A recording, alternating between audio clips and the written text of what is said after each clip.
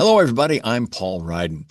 One of the most often asked questions in the face of tragedy or trying circumstances is why? What possible good can come from this horrible thing that has befallen me or this dead end in my life that I've run into? It doesn't matter if I'm to blame or not. We still ask why. The Apostle Paul had an answer, and it's one that our guest, KarinMNeal, has run with. Her book is called Reflections of the Soul, a God breathed intimacy of a renewed life. Welcome, Karin, from Cape Cod, Massachusetts, this morning. Morning. Thank you. It's a pleasure to be here. Now, you are not a theologian answering the age old question of why, but you're someone who has gone through a tough time and realized the why. First off, tell us about your story. Your book starts in a homeless shelter. Take us from there. Yes. Well, I had five children, five sons, and my husband, it's the next now. And we ended up being homeless. We lost our place of where we were living, and we were there for close to a year before we could get a Section 8 certificate to move and get a place to stay. And it was a horrible feeling to be in two rooms in a hotel with five children. And, my husband had just two rooms, and it was just really small, very dingy, and we met a lot of families that were there too. It was really rough. There was large families too. There was two other families that were there with five children each as well. And just being in that close proximity was trying to keep everything normalcy. The children still had to go to school and try to keep a semblance of peace in the house. And we suffered a lot in that one place. It was really not a good place for us to be, so they had to move us to another shelter. And it was a little bit larger, but the rooms were still small.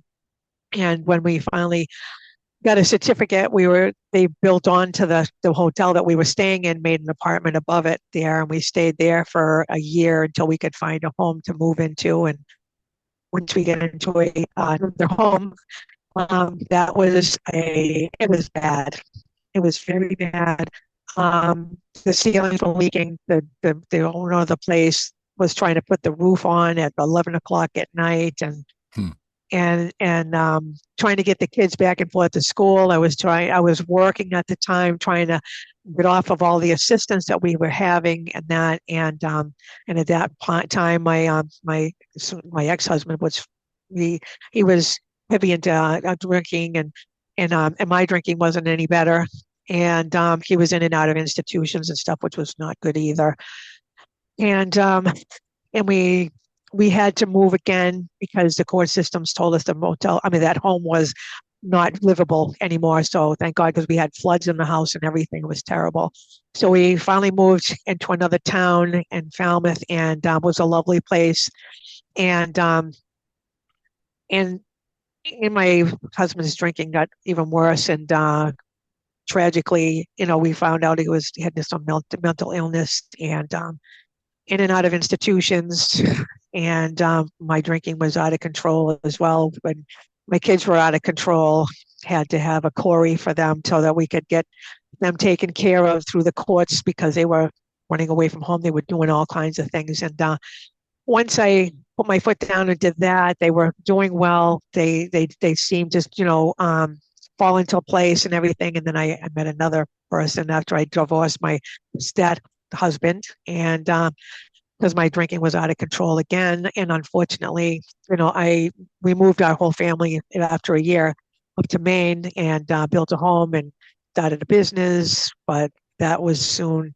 I was working. I worked full time as well at a bakery, and my life was spiraling out of control there. The abuse was incredibly, it was just unspeakable. And my kids as well, seeing it, being part of it, and then having to move. I had to leave at 11:30 at night. My children had already taken and ran away from home, four of them, and my last son was at a friend's house.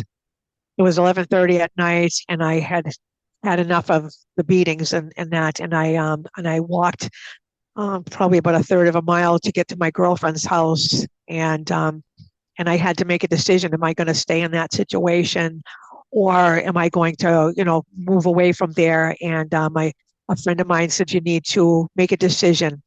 So I slept on it and I slept for the first time very well, comfortable. I was really grateful. And in the morning, I called my friend back and she said, are you going to stay or are you going to go? And I said, I'm leaving. And she said, very good. She sent us a bus ticket for me and my son. I grabbed my son. He was 11 at the time. And they gave us a ride to the bus station. And we ended up at my ex's mother's house for a little while. And then we moved into my mom's home from there. And my mom was my rock at that point. I wanted to stay in AA. I did. My mom went to the meetings with me. She stayed out in the car. She didn't want to go in. I said that was fine. And that was my mom and my journey of getting to know one another and accepting me. Her and my dad took me in, it was kind of like the prodigal son, Yeah. as a prodigal daughter. And they took me in despite of all the things that I had been through and done. Mhm. So Well, now you say in your book that you never envisioned a life like that. Nobody really does. What was your life no. like growing up? I mean, what led to that? Well, my life was good. My parents were not alcoholics. My family, my parents they took in fresh air children. They used to come down with a bus full of kids from New Mhm. York, and they would drop them off at the Kmart parking lot. And my mom got two children, and um, and they came and they stayed with us for 5 years. And then my parents decided to take in foster children after that.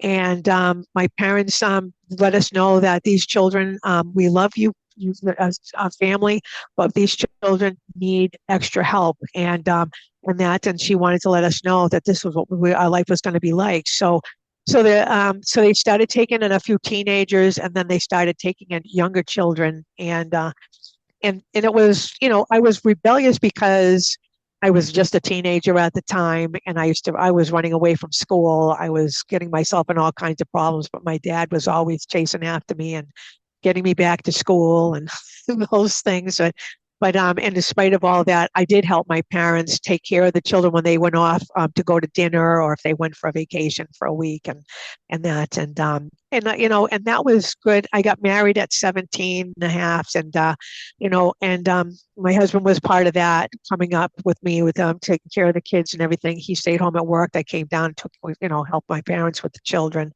My parents ended up with 100 children that they went through their home, Wow. and they adopted 6 children.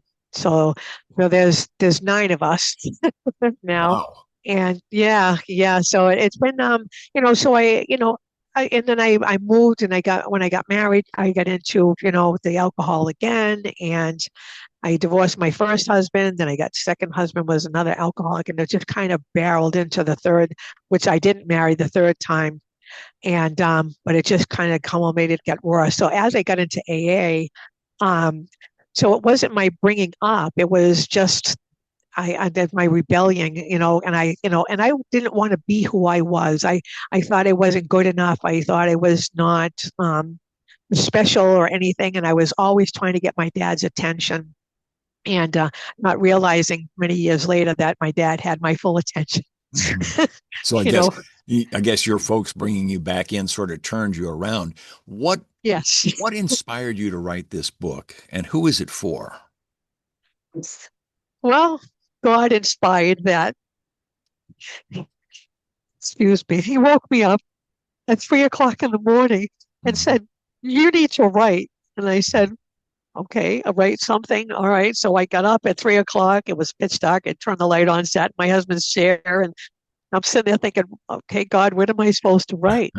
And my husband came out in the morning, and it was still dark. And he's like, "What are you doing up?" And I was like, "Well, God asked me to write." And he goes, "Write what?" And I said, "I don't know yet."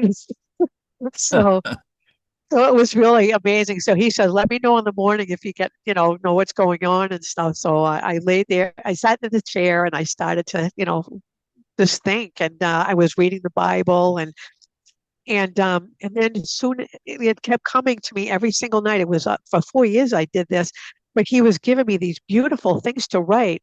and poetry and psalms, and I was amazed by reading it. My husband would come out and says, "What did you write today?" And I would hand him the book that I was writing in, and he says, "Well, what are you crossing these things off for?" And I said, "Well." I said, because I thought maybe I could add a few extra words in there and it would sound better. He says, "Well, did God tell you to write the first one?" And I said, "Yes." He said, "Well, read to me what God put you in there." So I read it and I started to cry. And he said, "What are you crying for?" He said, because I knew that he gave me these words, and so I tried to stop doing that, and I was doing really good. Every once in a while, I try to add a couple of extra words, but he always puts me back on the right path. Mm-hmm. But and so my first book that I wrote, The Power of Love, is all my psalms and poems about what God has done in my life and how He embraced me, and that I repented. And my son had actually asked us to go to church with him because he had, met Jesus in a way that changed his whole life. And it was on an Easter Sunday. He said, "You got to come and see this man, the pastor at church." So we went, and I tried through the whole entire sermon, and then he said, "Okay, anyone that wants to give your life up to Christ, come forward." Well, I felt like God had just lifted me out of the seat. My husband grabbed my hand. We both went up, and we gave our lives to Christ that day. Mm. And so for the next 4 years, I started writing more and more. Was keeping booklets everywhere. Everywhere I went, I would stop the car just to talk, just to write things down.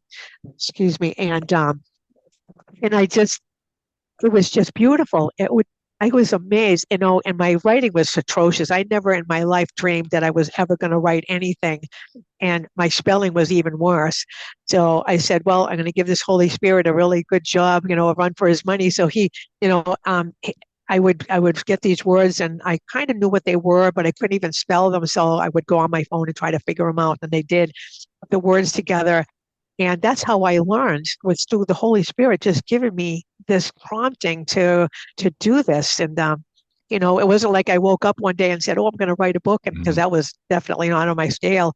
But when it came to my book, The Reflections of the Soul, hadn't even thought of this book at all. I had another 4 or 5 notebooks that were all poems and psalms that God had given me of more beautiful writings. And when I went and they found the ghost writers, and I said, my husband and I prayed on it, and they invited us in, and I said, "Yes, we're going to write this book." So I told them what I wanted, and they said, "Tell me about yourself." So I started telling them about myself and the life of all these things that happened to me, and they said that should be your book. And I said, "Really?" So I said, "Well, The Reflections of the Soul." In 2016, I had written that I just scribbled it in one of the first books that I started writing the poetry on. And God said, "That's what I want for this book. And I want you to write this." And so they just put it all together. And from September of last year to June, I actually wrote this book. It wasn't something I had already had. It was my whole entire life story in this small book. Mm. And so God just breathed that all over me to do this. And I was so blown away by it, and to know that it's going to get into hands that'll help people to find the hope that there is, that you can, you don't have to be defined by your past, that God's got a plan for all of us, and I found hope. We started off talking about the why of horrible things happening to you. Have you come up with the why you went through what you did? Well, why was, I think, because I had gotten into alcohol and I lost myself. I was too busy trying to be somebody I wasn't. Um, But I couldn't even look in the, what was the ultimate purpose of the suffering? um, um, I guess I allowed things to happen. I kept looking at myself saying, I can, maybe if I said something different, or if I had changed something in my life, that maybe I would, these things wouldn't have happened to me. And they were happening worse and worse, and I was just lost. I was completely lost, because I had a good upbringing in that, and I saw the tragedies that these children that my parents brought through the home.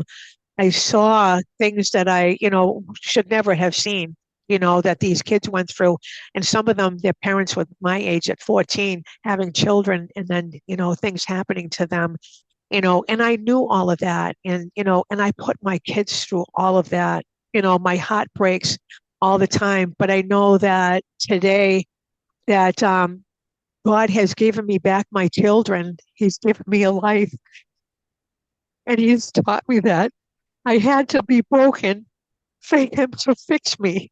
Right. And I believe that, and I've read that many times. And when I read my stories, that I was totally broken. So, and He took that little piece of clay that I was, and He fixed it all up, and and He's shaving the pieces off, Mm. and He says, "Nobody else loves you. I love you.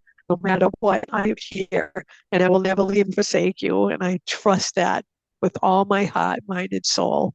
Yeah. And being through. Go ahead.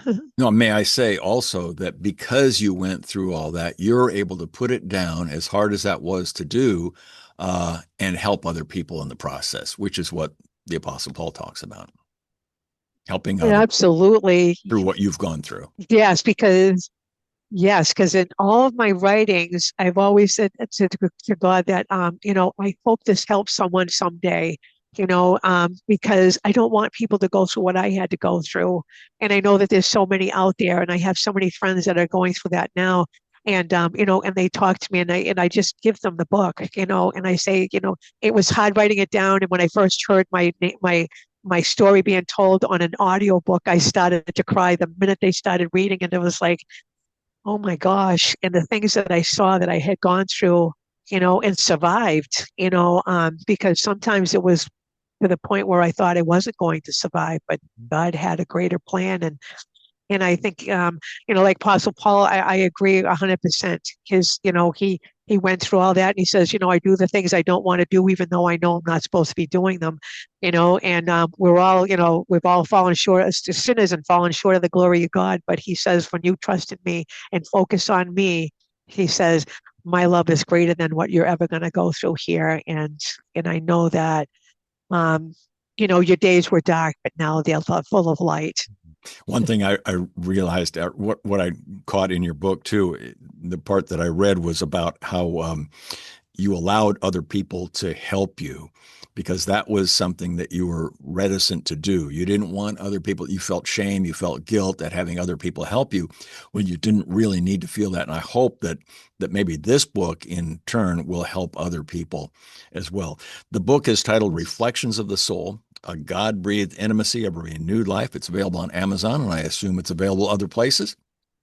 Yes, it Karin, is. thank you so much for joining us today, and bless you, and thank you for what you're doing for people who are hurting. Thank you so much. It's a blessing to be here. And thank you. It's great to meet you also. You bet. I And can send you an air hug too. air hugs back. Thank you. And thank you, folks, for spending a few minutes with us on the Global Book Network. I'm Paul Ryden. We'll see you next time.